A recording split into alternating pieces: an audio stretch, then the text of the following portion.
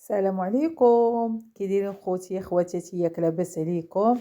كنتمنى يا ربي يلقاكم هذا الفيديو باحسن الاحوال ان شاء الله والصحيحه يا ربي. بغيت نشارك معكم طريقه ديال البيتزا بالقمح، وكما كتشوفوا بالخضار. كاين عندنا القوق، عندنا الفلفله، كتجي رائعه، كتجي بنينه بنينه بنينه بالقمح. ثقوا بيا راه كتجي واعره زوينه بزاف، كتجي كلها عيون، كتجي رائعة. ونتمنى ان شاء الله تعجبكم، ونبداو ان شاء الله على بركة الله. عندي رابعة ديال القمح، هانتوما نشوفوا القمح.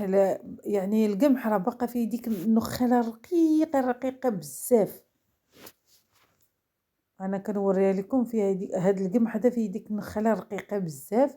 وعندي رابعة ديال دقيق الفورص، ورابعة ديال القمح، وشويه الملح، طريف ديال الخميره، شفتوا القياس قداش. وعندي الزيت والعسل، و400 غرام عفوا 400 مليلتر ديال الماء. 400. نخلطوا الدقيق هو الاول، نحاولوا نغيروا من هاد البيتزا، ما نبقاوش بالفورس الفورس. اللهم نديروها بالقمح كتجي بنينه بزاف بزاف بزاف احسن من ديال الفورس. كنقص من الماء شويه، درت الخميره. المهم 2 معالق ديال الزيت بلديه، ومعلقه صغيره ديال العسل. عندنا 250 غرام ديال دقيق القمح، و250 غرام ديال الفورص، وشويه الملح، و2 معالق ديال الزيت، ومعلقه صغيره ديال العسل، و400 مليلتر ديال الماء بارد، يعني من الروبيني. صافي وشويه الملح، وكنخلطوا كلشي حتى كينسجم. هذاك الدقيق صافي يدخل فيه داك الماء كله، ندخلوه ليه. وهذه هي المرحله المهمه في البيتزا، هذه هي المرحله المهمه. كنديروها دابا ملي خلطناها مزيان، غنخليها نص ساعه. راه شفتوها راه كتجي مرخوفه العجينه ديالها. دابا غنخليها نص ساعه ترتاح. هذه هي المرحله المهمه اللي خصكم ديروا في البيتزا باش تجيكم زوينه ومقرمشه في نفس الوقت، كتجي رطبه. ملي دازت نص ساعه كنبداو نطويو فيها بحال كنطويوها. شفتوا كنهز من التحت للفوق، من التحت للفوق. صافي بحال هكا غادي نغطيها ونخليها مده ساعه. انا الا بغيت نصاوب بيتزا كنصاوبها في الصباح للعشاء. مني داز ساعه، ها هي بدات كتزاد الحجم ديالها. غنشدها، غنسرد يدي مزيان بالماء باش ما تلصقش ليا العجينه، وغنهزها بحال هكا كما كتشوفوا ونطوي.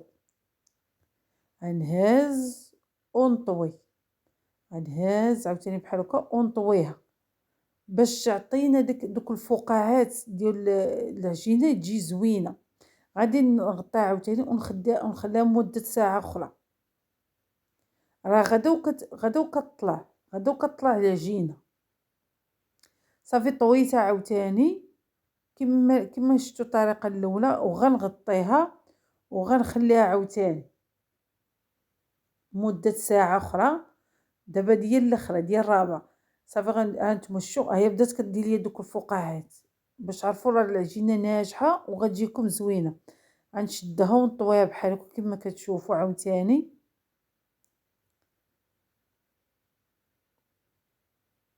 هانتوما شوفوا كيفاش كنديرها، وغنغطيها ديال الاخرى.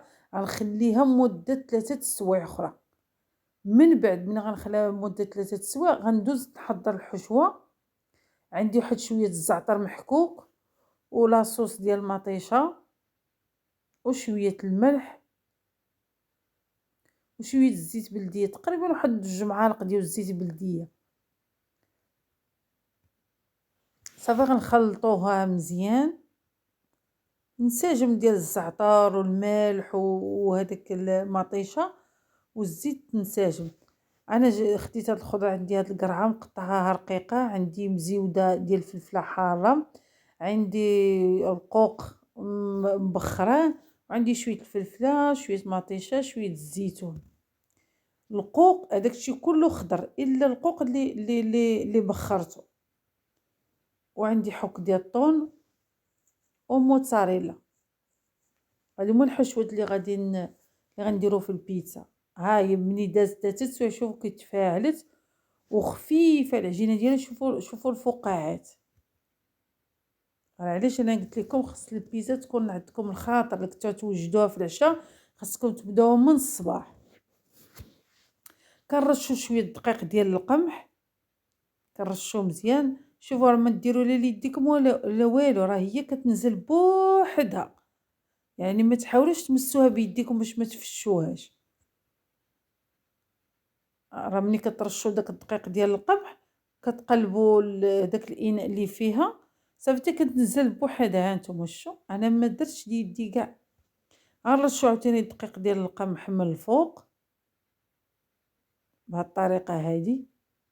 رشوا عليه مزيان من الفوق باش ما تلصقش لينا يدينا. وصافي كنبداو نوركم من الجناب عاش ندوزو الوسط. كنبقاو نوركم من الجناب ومن بعد عاش كنديروا الوسط. ها انتم شوفوا كيفاش غادي نهزها. كندير يدي كلها صافي ونحطها فوق اللاطه. كنحاول نقادها بحال هكا بشويه ونحاول نجبدها. انا ما بغيتهاش غليظه، انا بغيتها رقيقه. كنحاول نجبدها. صافي كندير هاد لاصوص ديال المطيشه. نحاول ندهنها كلها مزيان وغنستف هاد القرعه راه خضره، قلت لكم خضره ولكن مقطعه رقيقه. كندير واحد خويط ديال الزيت بلديه من الفوق عليها ورشيشه خفيفه ديال الملح وغندخلها الفران. دابا هاد المرحله الاولى غندخل الفران. من بعد ما دخلت الفران غندير دابا الفلفله ومطيشه ومزيوده ديال الحار حتى من الفوق وغندخلها الفران وغنخرجها. من بعد ملي نخرجها من الفران يعني راه تصهدت ليا مطيشه وفلفله، ما بغيتوش يطيبوا ليا بزاف. وكنديروا رشيشه ديال الملح وشويه الزيت. من بعد ها هي صافي طابت نص طايبه ديال المطيشه والفلفله. خرجتها. دابا يلاه غنستف القوق. القوق ما بغيتوش يدخل حيت هو مسلوق مبخر، ما بغيتوش يتحرق ليا. خليته هو والطون. ندير واحد شويه الزيتون. غندير دابا الموتزاريلا. صافي ندخلها الفران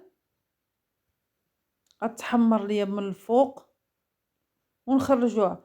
قبل العجينه ملي تدخلوها تكون النار مجهده، يعني 250. النار تكون من الفوق ومن التحت وتكون الحراره 250، يعني الفران يكون سخون بزاف ولا ديال الغاز هو تخليوه يسخن مزيان مزيان مزيان. عاش دخلوها باش تجيكم زوينه، باش تحمر لكم وتجي زوينه. هاي من بعد مني تحمرت ليا شويه ديك الموتزاريلا دابت خرجتها. ها نتوما شوفوا كيفاش جات مقرمشه من الفوق ويعني جات كلها مشعبه من الداخل. جات رائعه رائعه بزاف وبنينه. ثقوا بيا كتجي بنينه. انا قطعت لكم وحده باش تشوفوا من الداخل كيفاش كتجي. شي دوك العيون، دوك الطويات اللي كنا كنديروا، هذه هي النتيجه اللي كنحصلوا عليها. وكتجي كلها محمره وكتجي رائعه وكتجي بنينه. واي خضره عندكم تقدروا تستعملوها. انا كندير لاطه كبيره كندير كيلو ديال الدقيق وكندير بحال هكا. كل واحد واش باغي ياكل كيختار. كنبقى ندير بحال هكا بالصف بصف. كنرتب ديك الخضره وكتجي رائعه بلا طون بلا والو. كتجي بنينه بزاف وكنتمنى يا ربي تعجبكم وتجربوها ان شاء الله. انا متاكده بانها غادا تعجبكم وغتجيكم بنينه بنينه بزاف بزاف بزاف. ثقوا بيا راه كتجي جديده بالقمح احسن من الفورص. انا راه كندير كما قلت لكم لاطه كبيره وكنبقى نستف الخضر. الخضر اللي كيبغيها اي واحد كيبغي كنبقى نستفها ليه. كيجي واحد اللاطه كتجي رائعه. وكنتمنى يا ربي تعجبكم هاد الوصفة ديال البيتزا وتجربوها ان شاء الله وتردوا عليا في واحد التعليق. وكنشكركم بزاف على تشجيعاتكم ولحسن المتابعة، ومع السلامة، نتلاقاو ان شاء الله في فيديو اخر.